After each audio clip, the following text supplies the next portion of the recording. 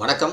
இந்த வீடியோவில் என்ன பார்க்க போகிறோம் அப்படின்னு பார்த்தீங்கன்னா, லாஸ்ட் வீடியோவில் நம்ம வந்து ஜிகே வந்து டெஸ்ட் 3க்கான ஜிகே வந்து ஒரு 50 கொஸ்டின்ஸ் பார்த்தோம். இந்த வீடியோவில் வந்து பார்த்தீங்கன்னா, அதுக்கு அடுத்து இருக்கக்கூடிய 171லேருந்து ஒரு 200 கொஸ்டின்ஸ் வரையும் பார்க்கலாம். ஸோ ஃபஸ்ட்டு கொஸ்டின் வந்து பார்த்தீங்கன்னா என்ன கொடுத்துருக்காங்க அப்படின்னா, பொது செலவுகளை எத்தனை இனங்களில் செயல்படுத்துமாறு திருவள்ளுவர் வந்து வலியுறுத்துறாரு. ரொம்ப முக்கியமான ஒரு கொஸ்டின், சரிங்களா? ஸோ இது வந்து நம்ம எக்கனாமிக்ஸ் புக்கில் இருக்கும், நம்ம படிச்சிருந்தாலும் மறக்கக்கூடிய ஒரு கொஸ்டின் தான், சரிங்களா? இது வந்து ஆப்ஷன்லேருந்து எப்படி எடுக்கலாம் அப்படின்னு பாருங்கள். பாதுகாப்பு பணி, பொதுப்பணி, சமூக பணி. அடுத்தது ஆப்ஷன் பியில் வந்து மத்திய பணி, மாநில பணி, பாதுகாப்பு பணி. ஆப்ஷன் சி வந்து பாதுகாப்பு பணி, பொதுப்பணி, அரசு பணி அப்படின்னு கொடுத்துருக்காங்க. அதுக்கப்புறம் பாதுகாப்பு பணி, அரசு பணி, சமூக பணி கொடுத்துருக்காங்க. இல்லை பாருங்கள், இந்த மத்திய பணி, மாநில பணிலாம் இப்போ கேள்விப்படுற ஒரு பேர், சரிங்களா? அதே மாதிரி அரசு பணி, இந்த ரெண்டு ஆப்ஷன் எதெல்லாம் இருக்குன்னு பாருங்கள், அதெல்லாம் ஆன்சராக இருக்காது. அப்போ அரசு பணி அப்படிங்கிறது சியில் இருக்குது, டியில் இருக்குது. அடுத்தது இந்த மத்திய மாநில பணி. அப்போ ஆப்ஷன் ஏ தான் நமக்கு சரியான ஆன்சர். நம்ம படிக்கலனா கூட நம்ம வந்து இது மாதிரி கெஸ் பண்ணி அடிக்கலாம். பாதுகாப்பு பணி, பொதுப்பணி, சமூக பணி, இதை தான் வந்து பார்த்தீங்கன்னா என்ன சொல்கிறாரு அப்படின்னா, திருவள்ளுவர் வந்து செலவுகளை வந்து செயல்படுத்தி இதில் தான் வந்து செலவிடணும்னு சொல்லி திருவள்ளுவர் வலியுறுத்துறாரு. இந்த கொஸ்டினுக்கு ஆப்ஷன் ஏ தான் ஆன்சர், சரியான ஆன்சர். அடுத்தது 172, திருவள்ளுவர் கூறும் பொருளாதார கருத்துக்களில் சரியானவை எது அப்படின்னு சொல்லி கொடுத்துருக்காங்க. செல்வம் வாழ்வதற்கு வழியன்றி அதுவே இலக்கல்ல. அடுத்தது வெளிநாட்டு உதவி பெறுதலை ஆதரிக்கவில்லை. அடுத்தது எப்பொழுதும் உபரி நிதிநிலை இருக்கட்டும், சில நேரங்களில் சமநிலை இருக்கலாம், ஆனால் ஒருபொழுதும் பற்றாக்குறை நிதிநிலை மட்டும் இருக்கக்கூடாதுன்னு சொல்கிறாரு. இந்த 3 கூட்டுமே அவர் சொன்ன கூட்டு தான். அப்போ ஆப்ஷன் பி தான் சரியான ஆன்சர். அடுத்தது வந்து சரியான கூற்றை தேர்வு செய்ய. வரைவுக்குழுவின் வழிகாட்டி ஜவஹர்லால் நேரு கொடுத்துருக்காங்க. வரைவுக்குழு உறுப்பினர்கள் ஒருவர் அப்படின்னா டிடி கிருஷ்ணமாச்சாரின்னு கொடுத்துருக்காங்க. நம்ம எல்லாருக்கும் இந்த விடி கிருஷ்ணமாச்சாரிக்கும் டிடி கிருஷ்ணமாச்சாரிக்கும் கொஞ்சம் கன்ஃபியூஸ் ஆகும், அது மட்டும் நீங்கள் நல்லா பார்த்துக்கணும். ஸோ இந்த கொஸ்டின்ஸ் வந்து நமக்கு ஸ்கூல் புக்கில் இருக்காது, சரிங்களா? அப்போ இந்த சரியான கூற்று அப்படின்னு பார்க்கும்போது ஆப்ஷன் வந்து பி 1, 2 ரெண்டுமே சரி தான். வரைவுக்குழுவின் வழிகாட்டி அப்படின்னா ஜவஹர்லால் நேரு, நோட் பண்ணி வச்சுங்க. நேராக வழிகாட்டுறார் அப்படின்னு சொல்லி ஆப்ஷன் நம்ம ஷார்ட்கட் வச்சுக்கலாம், ஜவஹர்லால் நேரு. அடுத்து வரைவுக்குழு உறுப்பினர் ஒருவர் வந்து பார்த்தீங்கன்னா டிடி கிருஷ்ணமாச்சாரி தான். அடுத்தது 174வது கொஸ்டின், அரசானது இயல்புகளை கூறும் அதிகாரங்கள் மொத்தம் எத்தனை அப்படின்னு சொல்லி கொடுத்துருக்காங்க. ஸோ திருக்குறள்லேருந்து எப்பயுமே கொஸ்டின்ஸ் வந்து கேட்டுட்டே இருப்பாங்க, ரொம்ப முக்கியமான ஒரு கொஸ்டின், நோட் பண்ணி வச்சுங்க. ஸோ இதில் வந்து பார்த்தீங்கன்னா அரசான இயல்புகளை கூறக்கூடிய அதிகாரங்கள் மொத்தம் 25. ஆப்ஷன் பி தான் அதுக்கு சரியான ஆன்சர். அடுத்தது மனித வாழ்க்கைக்கு இன்றியமையாதன இத்தகைய வாழ்க்கை தெய்வத்தன்மை பொருந்தியது என்பதை எதை கூறுகிறார் அப்படின்னு சொல்லி கொடுத்துருக்காங்க. ஸோ அன்பு, நாணம், ஒப்புரவு, அடுத்தது இவை 3 அப்படின்னு கொடுத்துருக்காங்க.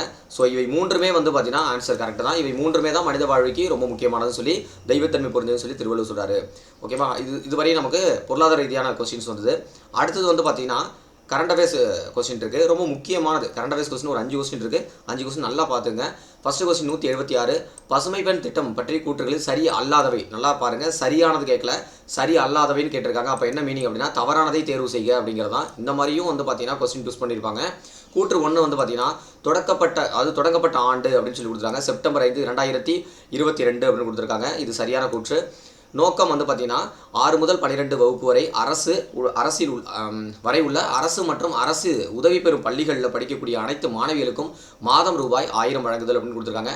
நல்லா தெரிஞ்சுங்க, புதுமை பெண் திட்டம் அப்படிங்கிறது வந்து எதுக்கான ஸ்கீம்னு ஃபஸ்ட்டு தெரிஞ்சுக்கணும். அதாவது ஒரு ஸ்கீம் படிக்கிறோம் அப்படின்னா அந்த ஸ்கீம் வந்து எப்போ தொடங்கப்பட்டது, ஓகேவா? அடுத்தது அதோட நோக்கம் என்னென்னு படிக்கணும், அதுக்கப்புறம் தான் எங்கே தொடங்கப்பட்டதுனே படிக்கணும், சரிங்களா? அது இந்த தொடங்கப்பட்ட ஏரியா வந்து எங்கே, மதுரையா, திருநெல்வேலியா, சென்னையா, இந்த மாதிரி கேட்கறதுக்கு முன்னாடி இந்த 2 பாயிண்ட்ஸ் ரொம்ப ரொம்ப முக்கியமானது. அதாவது ஆண்டு, தொடங்கப்பட்ட ஆண்டு ப்ளஸ் அது வர்றதுக்கான நோக்கம் என்ன, அது வந்து யார் பயனடைவா அப்படின்னு சொல்லி கொடுத்துருப்பாங்களா, அந்த பாயிண்ட்ஸ் ரொம்ப முக்கியம். அப்போ 6லேருந்து 12 வரையும் வகுப்பு அரசு மற்றும் அரசு உதவி பெறும் பள்ளிகளில் அனைத்து மாணவிகளும் மாதம் ரூபாய் 1000 கொடுத்துருக்காங்க. இந்த கூற்று தவறு. இது வந்து பார்த்தீங்கன்னா உயர்கல்வி போகிறதுக்காக தான் வந்து பார்த்தீங்கன்னா நமக்கு மாதம் ஊதியம் கொடுப்பாங்க, சரிங்களா? ஸோ அதனால் இந்த கூற்று வந்து தவறு. அடுத்தது கூற்று 3 அப்படிங்கிறது, இத்திட்டத்தின் மூலம் பள்ளிகளில் சேரும் மாணவிகள் எண்ணிக்கை 34% அதிகரிச்சது. நான் ஃபஸ்ட்டே சொல்லிட்டேன், இந்த திட்டம் வந்து பார்த்தீங்கன்னா உயர்கல்விக்கு வந்து பார்த்தீங்கன்னா ஊக்குவிக்கிற திட்டம். அப்போ பள்ளிகளில் சேரக்கூடிய மாணவிகள் கிடையாது, உயர்கல்விகளுக்கு வந்து சேரக்கூடிய மாணவிகளை எண்ணிக்கை அதிகரிக்கிறது தான். அப்போ இந்த கூற்றும் தவறான கூற்று. அடுத்தது இது தொடர்புடைய துறை அப்படின்னா சமூக நலம் மற்றும் மகளிர் துறை. அப்போ இது ரைட்டு. அப்போ வந்து பார்த்தீங்கன்னா 1ம் 4ம் சரி. அப்போ ஆப்ஷன் பியில் இருக்குது. அப்போ 176வது கொஸ்டினுக்கு வந்து ஆப்ஷன் பி தான் சரியான ஆன்சர். அடுத்தது நிலவின் மண் மாதிரிகளை சேமித்து பூமிக்கு கொண்டு வரும் திட்டம் இது. ரொம்ப முக்கியமான கொஸ்டின். இந்த மாதிரி கொஸ்டின் லாஸ்ட் குரூப் 4ல் கூட இந்த மாதிரியான கொஸ்டின்ஸ்லாம் கேட்க ஆரம்பிச்சிட்டாங்க. ஸோ இதெல்லாம் பார்த்துக்கணும். நிலவில் வந்து மண் மாதிரிகளை சேமித்து பூமிக்கு கொண்டு வரும் திட்டம் வந்து பார்த்தீங்கன்னா சந்திரயான் 2, 3, 4, 5. நம்ம வந்து சும்மா அடிச்சுக்கூடாது, சந்திரயான் 4 தான் சரியான ஆன்சர். அப்போ 4 பக்கமும் வந்து பார்த்தீங்கன்னா நமக்கு 4 திசை இருக்குல்ல, அதை ஞாபகம் வச்சிங்க. அப்போ 4 திசையிலையும் வந்து மண் எடுக்கணும், அதான் சந்திரயான் 4 அப்படின்னு ஞாபகம் வச்சிங்க. ஸோ கண்டிப்பாக அது ஷார்ட்கட் ஞாபகம் வரும். ஒருவேளை வந்துச்சுன்னா டக்குனு கொஸ்டினில் அடிச்சிடலாம், சரியா? சந்திரயான் 4. அடுத்தது பொருத்தம் இல்லாதை தேர்வு செய்க அப்படின்னு கொடுத்துருக்காங்க. பொருத்தமில்லாதது அப்படின்னு பார்க்கும்போது நம்ம இந்த மாதிரியான கொஸ்டின்ஸ் நம்ம பார்க்கணும். பட்டணமருதூர் அப்படின்னா திருவள்ளி கொடுத்துருக்காங்க, வெள்ளலூர் அப்படின்னா வந்து கோயம்புத்தூர் கொடுத்துருக்காங்க, மணிக்கொல்லை கடலூர் கொடுத்துருக்காங்க, தெலுங்கனூர் கிருஷ்ணகிரி கொடுத்துருக்காங்க. சரி, ஓகே. பட்டணமருதூர் அப்படிங்கிறது திருநெல்வேலி கிடையாது. சரிங்களா? இதுக்கு வந்து என்ன ஆன்சர் அப்படின்னு பார்த்தீங்கன்னா, பட்டணமருதூர் அப்படிங்கிறது வந்து தூத்துக்குடி. சரிங்களா? இது ரொம்ப நோட் பண்ணி வச்சுங்க. பட்டணமருதூர் அப்படிங்கிறது தூத்துக்குடி, திருநெல்வேலி கிடையாது. அப்போ இது வந்து இந்த இது தவறு. அடுத்தது வந்து பார்த்தீங்கன்னா மணிக்கொல்லை. மணிக்கொல்லை நமக்கு வந்து படிச்சிருப்போம், ஸ்கூல் புக்லேயே படிச்சிருப்போம். கடலூர், இது வந்து சரியான ஆன்சர். அடுத்தது வந்து வெள்ளலூர். வெள்ளலூர்னா கோயம்புத்தூர் தான், சரியான ஆன்சர். அடுத்து தெலுங்கனூர் அப்படின்னா கிருஷ்ணகிரி கொடுத்துருக்கு, இது வந்து சேலம். சரிங்களா? இது ரெண்டும் நோட் பண்ணி வச்சுங்க. பட்டணமருதூர் அப்படிங்கிறது வந்து பார்த்தீங்கன்னா தூத்துக்குடி, அடுத்தது தெலுங்கனூர் அப்படின்னு சொல்லக்கூடியது வந்து சேலம். சரியா? அப்போ சரியான ஆன்சர் வந்து பார்த்தீங்கன்னா எதில் இருக்குது? 2லையும் 3லையும் இருக்குது. ஆப்ஷன் 2, 3 வந்து பியில் இருக்குது. அது சரியான ஆன்சர். அடுத்தது கட்சித்தாவல் தொடர்பான கூற்றுகளில் சரியானவையை தேர்வு செய்க அப்படின்னு கொடுத்துருக்காங்க.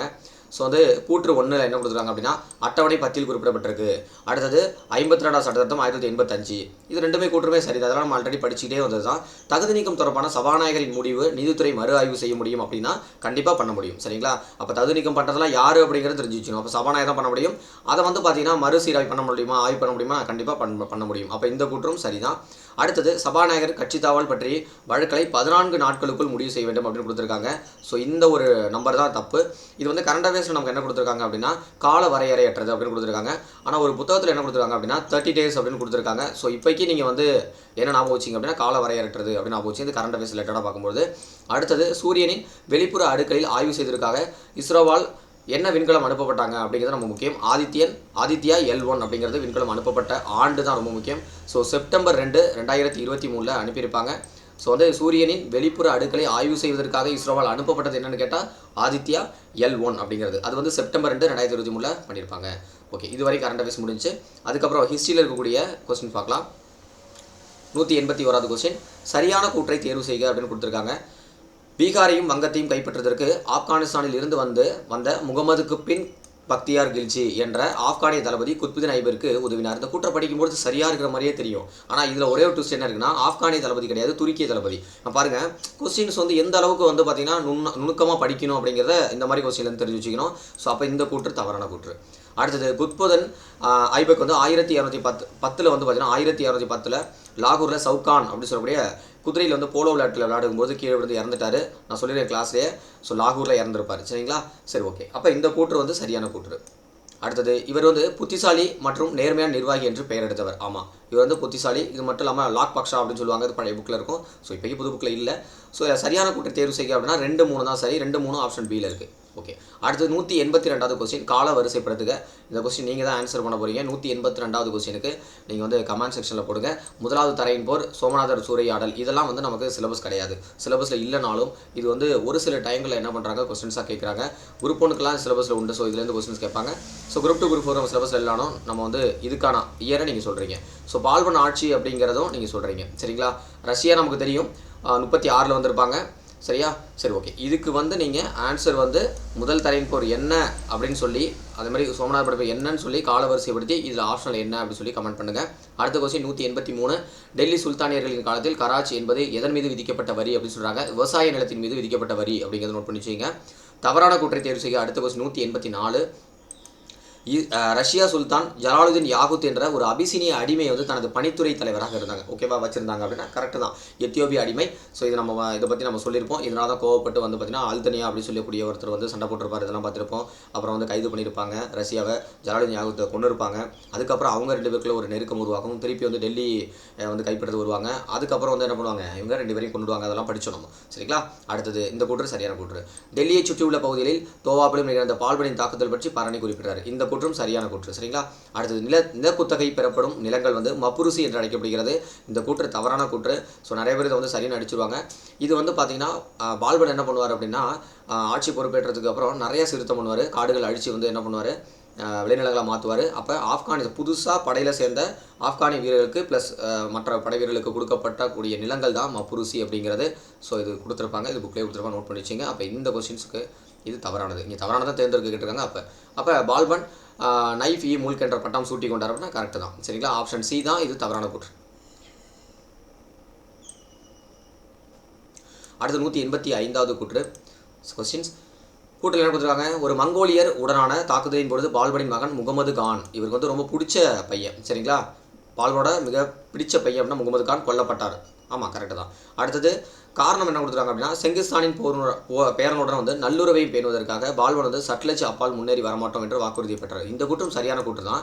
ஆனால் ஆப்ஷன் பாருங்கள், கூற்று சரி காரணம் தவறு, கூற்று காரணம் இரண்டும் தவறு, கூற்று சரி சரியான விளக்கம் அல்ல, இந்த மாதிரி கொடுத்துருக்காங்க. நல்லா புரிஞ்சுங்க, 2 கூற்றும் சரி, ஆனால் இதுக்கான விளக்கம் சரியான விளக்கம் கிடையாது. சரிங்களா? அப்போ ஆப்ஷன் பி தான் அதுக்கு வந்து ஆன்சர். அடுத்து காலை வரிசைப்படுத்துக. இது ஆல்ரெடி வந்து டிஎன்பிஎஸ்சியில் கொஸ்டினில் கேட்ட கொஸ்டின், ரொம்ப ரொம்ப முக்கியமான கொஸ்டின். சரிங்களா? இப்போ அலாவுதீன் கில்ஜி படையெடுப்பில் ரொம்ப முக்கியமானது. குஜராத் படையெடுப்பு எப்போ, சித்தூர் படையெடுப்பு எப்போ, ராம்தம்பூர் படையெடுப்பு எப்போ, மால்வா படையெடுப்பு, அதெல்லாம் ரொம்ப முக்கியமானது. ஸோ வந்து 1299 1300 வரையும் குஜராத் படையெடுப்பு இருக்கும். சித்தூர் வந்து ரொம்ப ரொம்ப முக்கியமானது, 1303. ராந்தம்பூர் அப்படிங்கிறது 1301. அடுத்தது மால்வா அப்படிங்கிறது வந்து பார்த்திங்கன்னா 1305. ஸோ அதன் அடிப்படையில் நம்ம பார்த்தோம் அப்படின்னா ஆப்ஷன் வந்து செக் பண்ணுறது அப்படின்னா ஆன்சர் செக் பண்ணிடுறேன். ஆனால் அந்த சொன்ன இயரை நோட் பண்ணி வச்சிங்க. இது புக்ஸ்லேயே இருக்குது. ஒரு டைம் டிஎன்பிஎஸ்சியில் கேட்டாங்க. சரிங்களா? அப்போ 186க்கு வந்து ஆப்ஷன் ஏ. சரிங்களா? இது வந்து பார்த்திங்கன்னா குஜராத் அப்படிங்கிறது வந்து 1299 1300 வரையும் அந்த ரேஞ்சில் இருந்திருக்கும். சித்தூர் படையெடுப்பு 1303, ரொம்ப ரொம்ப முக்கியமானது. ராம்தம்பூர்னு கொடுத்துருப்பாங்க, அல்லது ராம்தம்பூர் அப்படின்னு கொடுத்துருப்பாங்க. இது வந்து பார்த்திங்கன்னா 1301, மால்வா 1305. ஓகே, அப்போ ஆப்ஷன் ஏ தான் கரெக்டான ஆன்சர். அடுத்தது 187 பொறுத்துக. வாசீர் அப்படின்னா என்ன அப்படின்னா நிதியமைச்சர். அது நிதி இருந்தால் தான் வாசிக்க முடியும் அப்படின்னு கூட நீங்கள் ஞாபகம் வச்சிங்க ஷார்ட்கட்டாக. இந்த மாதிரி கொஸ்டின்ஸும் கேட்பாங்க. திவான் இன்ஷா. திவான் அப்படின்னா கணக்கர் அப்படின்னு நமக்கு தெரியும். அப்போ செய்தி மற்றும் ஆவண காப்பகம் அப்படிங்கிறது தான் ஆன்சர். அடுத்தது பாரித் இ முமலிக். அந்த முமலிக்கை வச்சு ஷார்ட்கட் வச்சுட்டு போகாதீங்க, ஏன்னா இந்த மாதிரி கேட்டுருவாங்க. பாரித் ஐ முமலிக் அப்படிங்கிறது உளவுத்துறை கொடுத்துருக்காங்க. அரிசி மமலிக் அப்படின்னு அது முமலிக் மமலிக். சரிங்களா? கன்ஃபியூஸ் பண்ணிடாதீங்க. தலைமை தளபதி. சரிங்களா? இதில் நமக்கு இதுக்கு சரியானது அப்படின்னா பாரித் அப்படின்னா வந்து தலைமை தளபதி வரும், அரிஸ் அப்படின்னா வந்து உளவுத்துறை வரும். சரிங்களா? அர்ஜுன் ஞாபகம் வச்சுங்க. அர்ஜுன்லாம் படத்தில் வந்து பார்த்தீங்கன்னா நிறைய ராணுவ படத்தில் நடிச்சிருப்பார், மிலிட்ரி சம்மந்தமாக. ஸோ அரிஸ் அப்படின்னா அர்ஜுன் அப்படின்னு ஞாபகம் வச்சிங்க, உளவுத்துறை அப்படின்னு ஞாபகம் வச்சுக்கலாம். ஸோ இதுக்கான இதை வந்து நீங்கள் செக் பண்ணிங்க. வாசீர் அப்படின்னா நிதி. அப்படின்னா 1க்கு 2 எங்கே இருக்குது?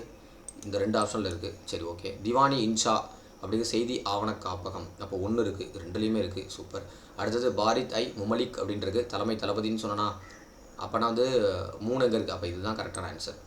சரிங்களா? சரி, சில இடங்களில் டிஎன்பிஎஸ்சியில் வந்து பார்த்தீங்கன்னா டக்குன்னு ஒரு ஆன்சரை கண்டுபிடிச்சோன்னே நமக்கு வந்துடும். அதெல்லாம் நமக்கு லக்கு தான். அடுத்து 188 சரியான இணையை தேர்வு செய்க. இக்தா அதிகாரிகளுக்கு ஊதியத்திற்கு பதிலாக வழங்கப்பட்ட நிலங்கள் அப்படின்னு கொடுத்துருக்காங்க. இது சரியான கூற்று. அடுத்தது இனாம் அப்படிங்கிறது இலவசமாக பள்ளிகளுக்கு வழங்கப்பட்ட நிலம் கொடுத்துருக்காங்க. இது தவறான கூற்று. காலிசா அப்படிங்கிறது அரசு நிலங்கள் தான். அலாவுதீன் கில்ஜி அங்காடி திருத்தம் பண்ணார். இது சரிதான். அப்போ இந்த கொஸ்டின்லாம் ரொம்ப முக்கியமானது. அப்போ வந்து 2 மட்டும் தான் தவறு. அப்போ சரியான இணையை தேர்வு செய்து தான் கேட்குறாங்க. அப்போ 1, 3, 4 எங்கே இருக்குது? 1, 3, 4 ஆப்ஷன் பியில் இருக்குது. சரியான ஆன்சர். அடுத்தது சரியான கூற்றை தேர்வு செய்க. 189வது கொஸ்டின். பெரஷோ துக்ளக் ஆட்சி காலத்தில் ராக் தர்பன் என்ற இந்திய இசை நூல் பாரசீக மொழியில் மொழியாக்கம் செய்யப்பட்டது அப்படின்னு சொல்லி ஒரு கொஸ்டின் கொடுத்துருக்காங்க. அடுத்தது திவானி கோஹி என்ற துறையை உருவாக்கி வேளாண் பெரஷோ துக்ளக் மேம்படுத்தினார் அப்படின்னா இது தவறான கூற்று. நமக்கு வந்து திவானி கோஹி அப்படின்னா இவருக்கு முன்னாடி ஆட்சி பொறுப்பில் இருந்த முகமது பின் துக்ளக் தான் கொண்டு வந்திருப்பார். சரிங்களா? அப்போ இது தவறான கூற்று.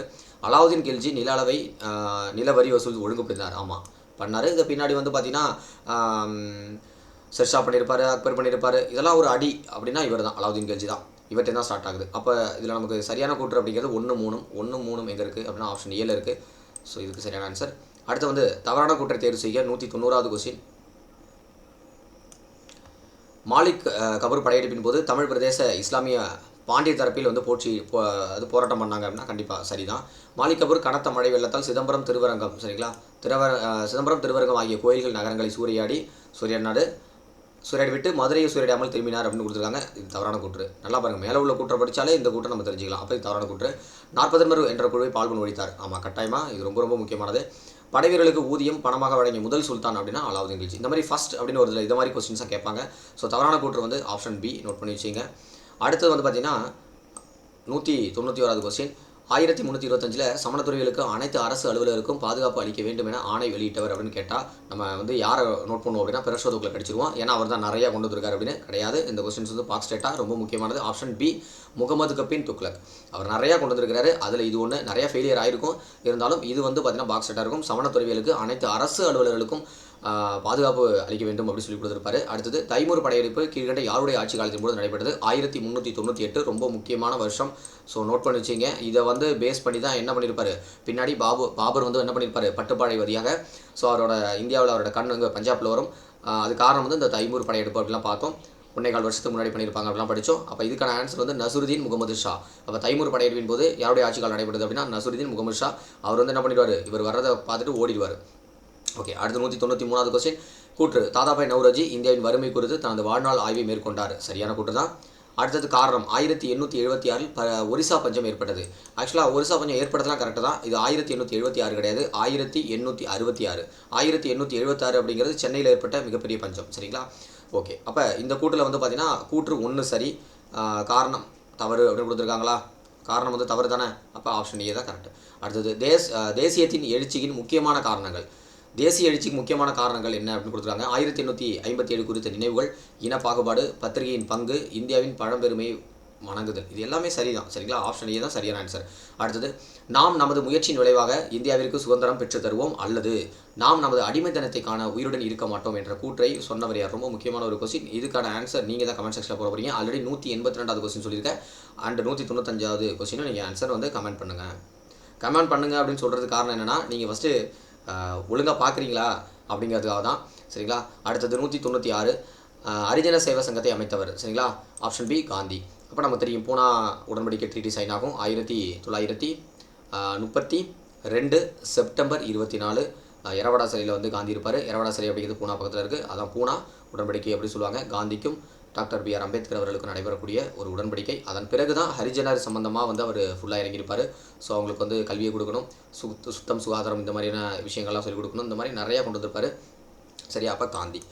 Okay, 197 question. காந்தியடிகளை ஒரு மக்கள் தலைவராக உருவாக்கி இயக்கங்கள் அப்படின்னு கொடுத்துருக்காங்க. சம்பரான் சத்தியகிரகம் 1917, கேதா சத்தியகிரகம் 1918, அகமதாபாத் மில் வேலைநிறுத்தம் 1918, அடுத்த ஒத்துழையாமை இயக்கம் 1920. இதில் எது காந்தியடியை ஒரு மக்கள் தலைவராக உருவாக்கி இயக்கம் அப்படின்னு பார்க்கணும்.